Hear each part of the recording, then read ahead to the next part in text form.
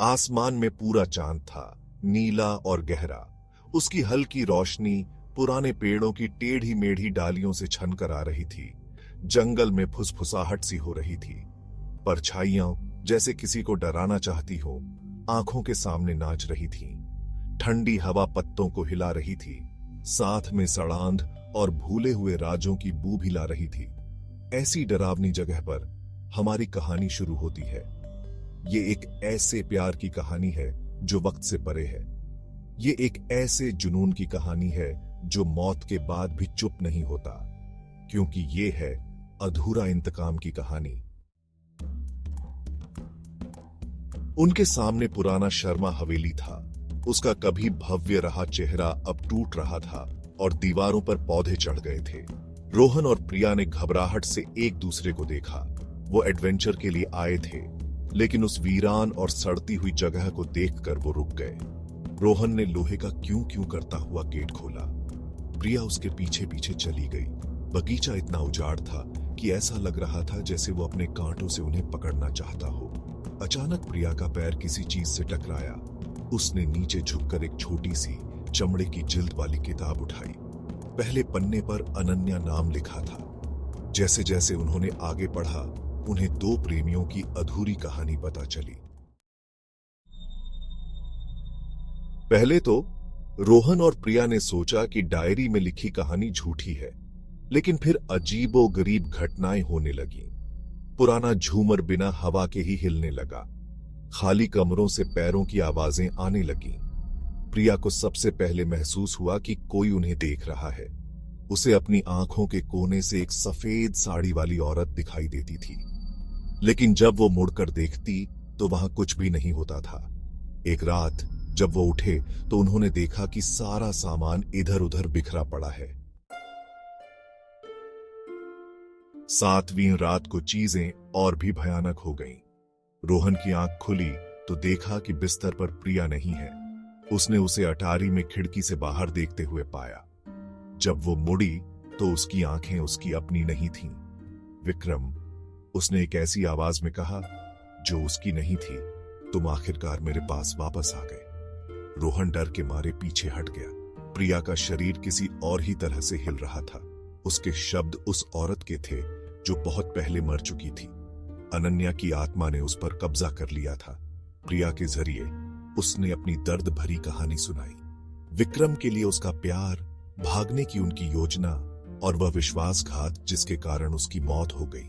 अनन्या की कहानी सुनकर प्रिया के चेहरे से आंसू बहने लगे। विक्रम ने उससे आधी रात को मिलने का वादा किया था। वे दोनों भाग जाएंगे उसकी शादी से बचकर, लेकिन वह कभी नहीं आया। रोहन जानता था कि उसे जल्दी से कुछ करना होगा। प्रिया की जान खतरे में थी। उसने उस आत्मा का सामना किया जिसने उसके प्यार को जकड़ रखा था। अनन्या, वह कांपती हुई आवाज में बोला, मुझे सच पता है, विक्रम ने तुम्हें कभी धोखा नहीं दिया। उसने उस रात तुम्हारे पास आने की कोशिश की थी। आत्मा की आंखें गुस्से से चमक उठी। कमरा ठंडा होने लगा। चीजें इधर उधर उड़ने लगी और दीवारों से टकराने लगी। झूठ! प्रिया के होठों से अनन्या की चीख निकली। उसने मुझे छोड़ दिया, मुझे अकेले मरने के लिए छोड़ दिया। रोहन अपने स्थान पर डटा रहा। उसने डायरी उठाई और अनन्या को आखिरी पन्ने दिखाए। अनन्या की आत्मा प्रिया के शरीर से अलग होने लगी। चांदनी में एक पारदर्शी आकृति बनी। वह जवान और खूबसूरत लग रही थी, ठीक जैसे वह उस भयानक रात को थी। उसकी आंखें अब गुस्से से नहीं बल्कि अनगिनत आंसुओं से चमक रही थीं। क्या वह सचमुच मुझसे प्यार करता था? उसने फुसफुसाते हुए कहा। रोहन ने डायरी पकड़े हुए सिर हिलाया। अनन्या की आत्मा उसके पास पहुंची। उसकी अलौकिक उंगलियां शब्दों को छू रही थीं। जैसे जैसे उसने पढ़ा, उस पर एक बदलाव आया। दशकों पुराने गुस्से और आक्रोश का भार उसके कंधों से हटता हुआ लग रहा था। अब मैं समझ गई, अनन्या ने धीरे से कहा। मेरा प्यार, मेरा विक्रम, हम दोनों परिस्थितियों के शिकार थे। उसने रोहन और प्रिया की तरफ देखा। उसके चेहरे पर एक कोमल मुस्कान थी। सच सामने लाने के लिए धन्यवाद। अब मैं चैन से रह सकती हूं। जैसे ही उन्होंने देखा, अनन्या की आत्मा फीकी पड़ने लगी।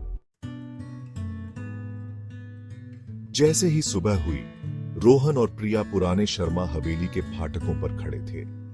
उन्होंने घर की तरफ देखा, जो अब सुबह की रोशनी में शांत था। अनन्या की दुखद कहानी का भार अभी भी उनके दिलों पर छाया हुआ था, लेकिन एक सुलह की भावना भी थी, एक गलत को आखिरकार सही करने की। प्रिया रोहन पर झुक गई, उसकी ताकत धीरे धीरे लौट रही थी। यह अजीब है, उसने सोचा। अनन्या और विक्रम जैसी कितनी कहानियां हैं। रोहन ने सिर हिलाया, उसका हाथ उसके चारों ओर कस गया। वे एडवेंचर की तलाश में आए थे और उन्हें बहुत कुछ मिला। उस अनुभव ने उन्हें प्यार की ताकत, सच्चाई का महत्व और अनसुलझे जज्बातों के लंबे समय तक बने रहने वाले प्रभावों को दिखाया था। जैसे ही वे चले गए, वे अपने साथ न केवल एक भूत या मुठभेड़ की यादें, बल्कि मानव हृदय की जटिलताओं के लिए एक गहरी प्रशंसा भी ले गए।